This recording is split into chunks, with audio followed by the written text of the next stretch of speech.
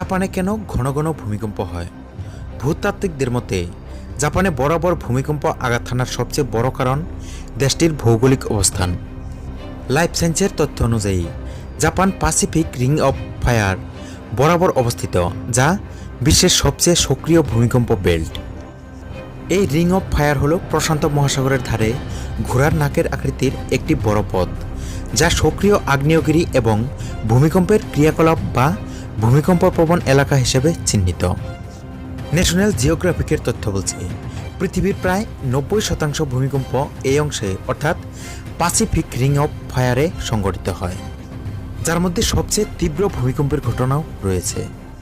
Ring of ফায়ারের মধ্যে একাধিক টেকটনিক প্লেটের মুভমেন্ট রয়েছে এবং প্রায়শই ওগুলোর মধ্যে সংঘর্ষ হয়।